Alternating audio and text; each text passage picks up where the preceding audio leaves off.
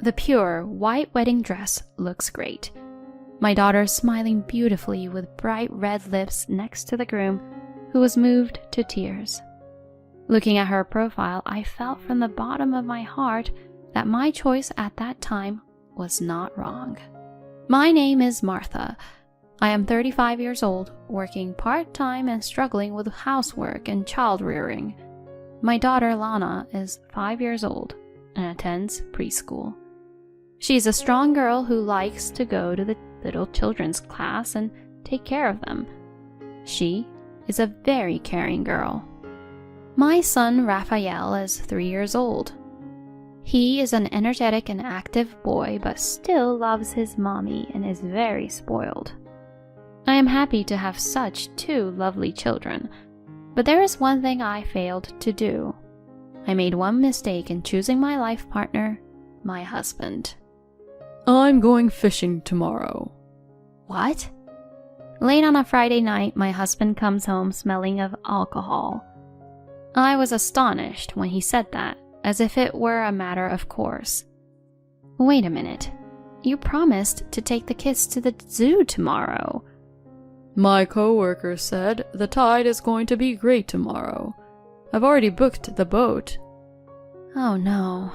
The kids were looking forward to it. Well, tell the kids to look forward to my big catch because Daddy's going to catch it. Without paying any attention to my protests, my husband began to check his fishing gear. He showed no sign of regret for breaking his promise to the children. I don't know how many times he has betrayed me. I could not help but be disgusted beyond anger. Alvin, my husband of 5 years, is always like this. He puts his work and hobbies before his family. Of course, he never takes care of the children or housework. He only takes care of the children on days when he is in a good mood. He makes promises to the children to make them happy, but then breaks them for his own reasons. If you ask him to take care of the children, he complains that all of his colleagues' wives do it all by themselves. He does what he wants, and my husband is a perfect example of a selfish firstborn son. I wonder if I will have to live with such a selfish person for the rest of my life. I wonder that every day. But he still takes his job seriously and gets paid a good salary. He doesn't keep his promises, but he is not violent towards his children. My friends around me say that men will always be children. Since they say that, I have given up on him. Then one day, my daughter suddenly developed a fever of 102 degrees Fahrenheit and had to miss preschool. We rushed to the hospital and found out that it was the flu. I thought I would give her something to eat before going home and giving her medicine. However, there was nothing in the fridge that a sick person could eat, and I didn't think I could go shopping with my daughter who had a high fever. While I was looking for something she could eat, "Our daughter has the flu, so please pick up some jelly or fruit on your way home." I texted my husband on his cell phone, but when my husband came home in the evening, all he had in his hand was his commuter bag. "Did you get the food I asked for?" Oh, I forgot. It can't be helped, I had a very long meeting today. Without a sign of apology, my husband quickly changed into his room clothes and peeked into our daughter's room. Daddy's home. You've got the flu, huh? Poor little thing.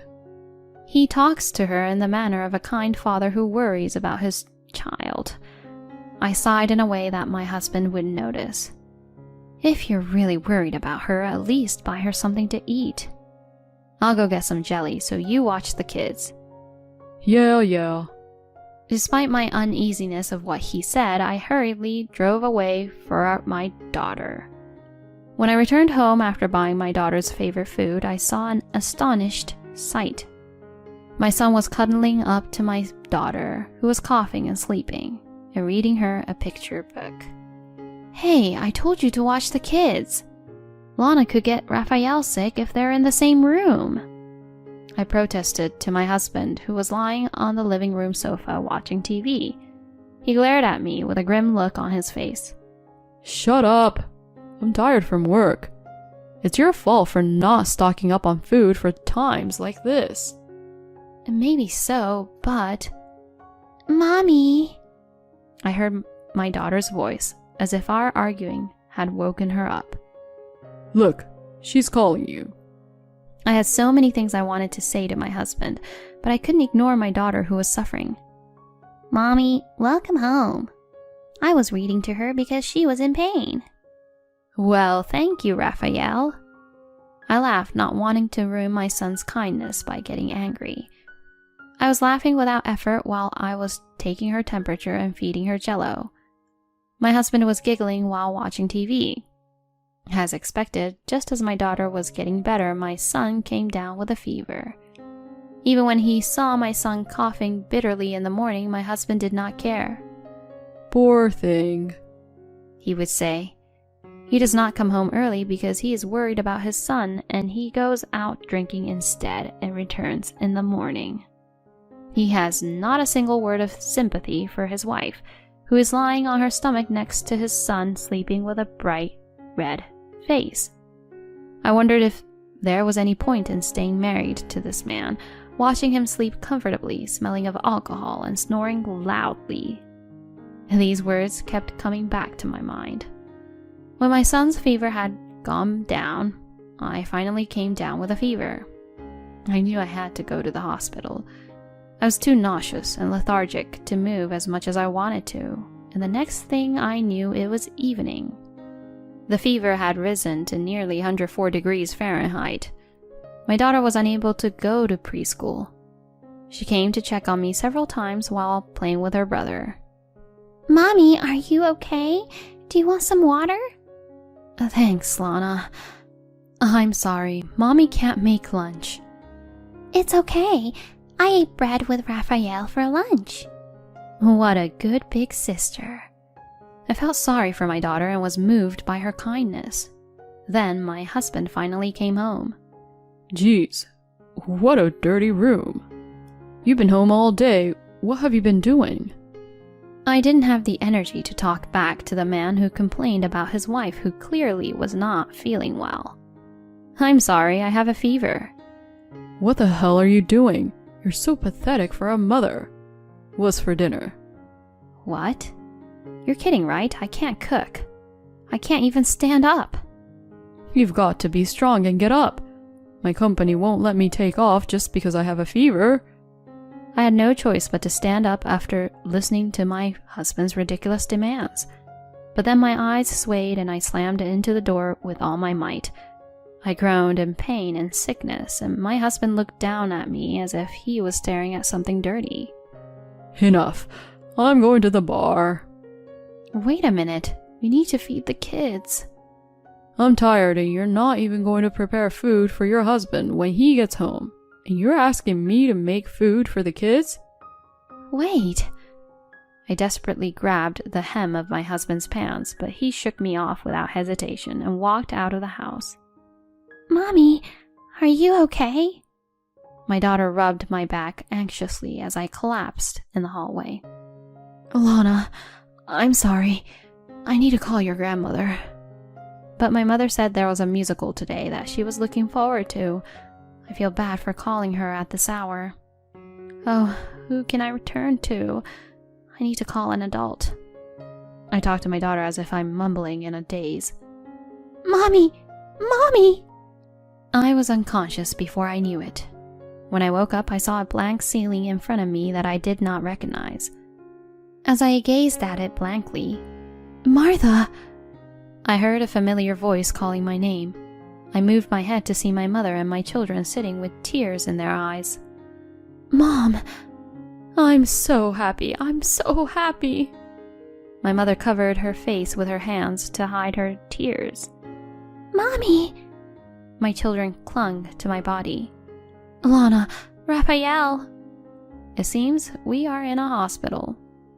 After I lost consciousness, my daughter called her grandmother in tears. She said that she had rushed to the house in a panic because of her unusual call and found me and my crying children lying in the hallway. I was rushed to the hospital where I was told that I had been asleep for a whole day and that I had contracted pneumonia from the flu, but that I was in a good health. Lana, thank you. You saved Mommy's life. When I patted her on the head, she cried even more. She must have been so scared because her mother collapsed in front of her eyes. Feeling sorry, I cried a little too. After a while, my mother-in-law with an ogre-like face and my husband with a pouty face appeared in the hospital room.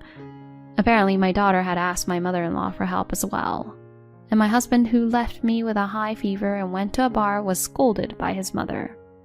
Martha, my son has really done something terrible. I'm sorry. That's not true. Martha asked me to go out for dinner because she couldn't cook due to a fever. Right, Martha? My husband winked at me as if he wanted me to go along with him while he was telling outrageous lies. I was horrified that he could only think of his own self-preservation when his wife was in this situation.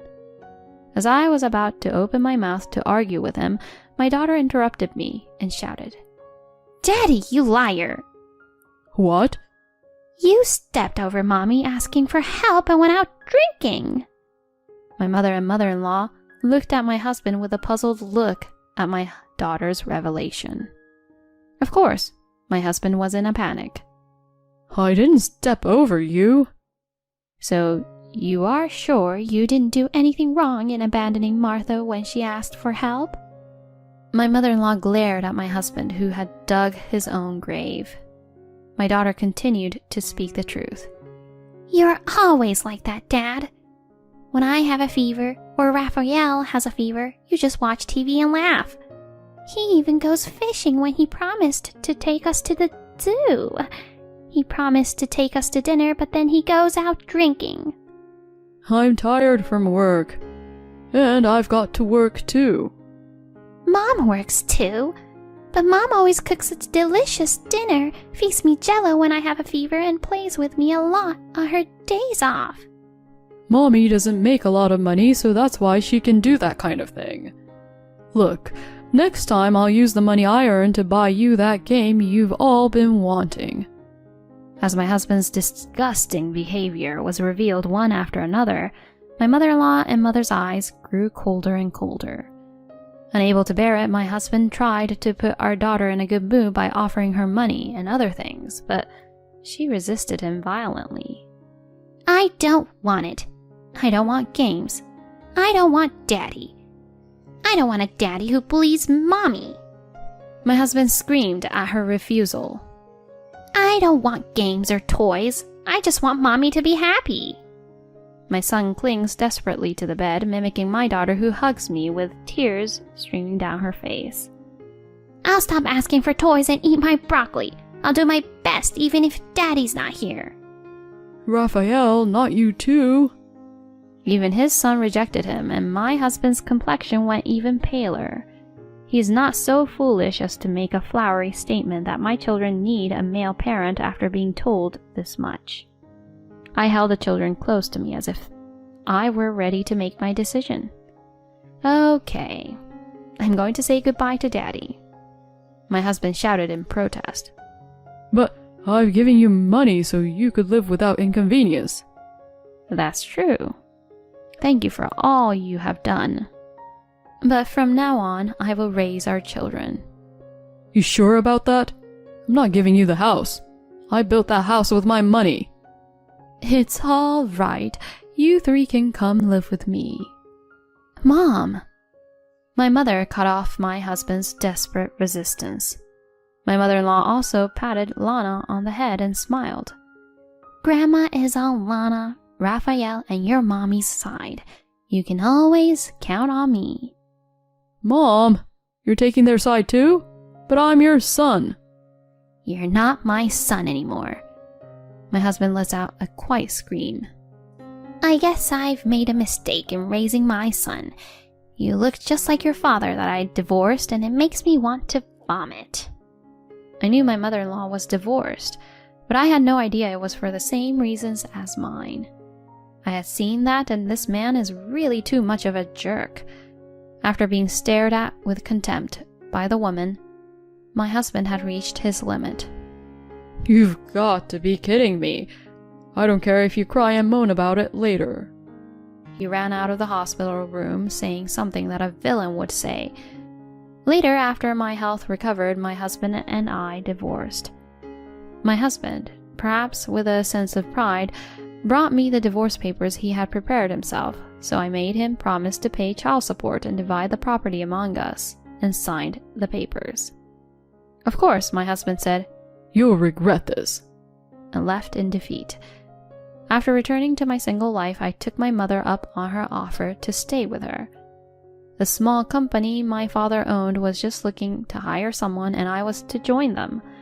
My kids helped out a lot too, just as they said. But they seemed anxious about losing their mother again, and at night, the three of us would hold hands and snuggle together as we slept. I thought that the loss of my husband, their male parent, would cause some problems and inconveniences, but it didn't. In fact, I was no longer disappointed by my husband's expectations or treated unreasonably, and my children and I enjoyed our new life with a refreshed feeling. One day, while those days were passing, I received a call from my ex-husband. I picked up the phone, wondering what was going on, and heard him breathing very hard. "Hello, can I talk to you for a minute? Sorry I sound like this." I don't mind, but what's this about? "Well, I've got a fever. Okay. I have a headache and a sore throat. Okay. And I've got the chills." Okay. Take care of yourself. "Wait a minute." I was about to quickly hang up the phone, but my ex-husband hurried to stop me. What is it? "I told you I'm in pain. Do you understand? Your husband is suffering." What? Husband? Are you kidding me? I'm not your wife. Bye-bye. I tried to say it in a way that my crazy ex-husband could understand. I thought, oh well, and tried to hang up the call again, but my husband kept talking frantically. Wait. Married couples don't have a relationship so flimsy that you can say goodbye with a document like that. Huh? That's what a married couple is, right? It's a relationship that can be joined or severed with a sheet of paper. It's important to build trust. You are the one who destroyed that. First of all, when I had a fever of 104 degrees, you said that working people have to work even if they have a fever, right? I will say those words back to you. I understand. I'm sorry about that time. Please, help me. If I go down, you'll be in trouble too. No, not even a little bit. We don't care one bit if you, a stranger, fall down or get sick. My ex-husband choked up as if he was truly surprised. I'm surprised too, really. You really don't care about me, do you? Of course not. Didn't you get divorced because you don't care about us either? No, I didn't. I just wanted you to realize how great a father I am. I'm sorry to hear that. I realize that nothing would bother me or my children if you're not here. I'm never coming back to you again. No. 6 months after our separation, my ex-husband finally understood the meaning of divorce. Even my 6-year-old daughter understands what it means, but he is a misunderstood man with a brain less than 6 years old. He seems to be like a burnout Ash on the other end of the phone, but without mercy this time. I really hung up the phone. I think he'll be fine if he's got the energy to call me, but in case he really is not doing well, I'll feel bad, so I'll call my mother-in-law just in case. When my mother-in-law reluctantly visited my ex-husband's house after receiving my call, she found him wrapped in a duvet and crying inconsolably. His fever was 99.5 degrees Fahrenheit.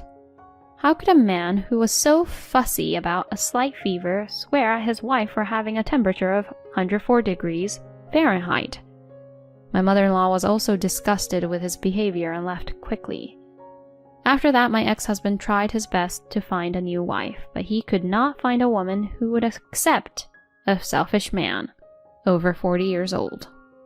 My mother-in-law also said that my ex-husband, who grew up to be a man like her ex, has become physiologically unacceptable to her and she will never let him in the house. He was so dependent on me that he couldn't do the housework. His life was in shambles. He drank and ate heavily due to stress, and his health checkup results showed that he was in need of a lot of tests. Whenever he became ill and felt lonely, he would write or call me to complain about the misery of his life and the pain his body was going through, but of course, I ignored it all. A few years later, when I decided to remarry, I offered to withdraw child support and changed all of my contact information. 18 years later... Lana, congrats on the marriage. Dad, You're crying too much. Lana laughs in amazement as my husband weeps profusely in front of our daughter's wedding. I got remarried a few years after the divorce. Working in the field of education, my new husband has a heart as wide as the sea, and he loved my children from the bottom of his heart, even though they were not related to him by blood. Even though I am a female parent, I can say that he devoted himself to our daughter, especially when she was in her teens. He definitely melted the heart of my daughter, who had lost faith in men because of my ex-husband. Perhaps that's why she chose the current groom, a passionate man who would weep along with my husband. I smiled a little at the sight of the two big men crying before the ceremony even started and took my daughter's hand. Lana, be happy. My daughter giggles at my words, her beautiful face scrunched up in a smile. What are you talking about, Mom? I have always been happy. I've been happy ever since I was born your child. Lana. Mom, I'll make sure to make Lana happy. The tears that were about to spill out unintentionally were pulled back by the sobs and tears of the groom, who was sobbing even harder than before. It was a mess. But a wedding like this is not so bad. I don't even know what I'm saying. The girl who wipes the groom's tears with a sullen look on her face is a fully grown woman, and there is no trace of her childhood. But her kind and caring nature has not changed since she was a child. I'm glad I got to be your mother. Congratulations on your marriage.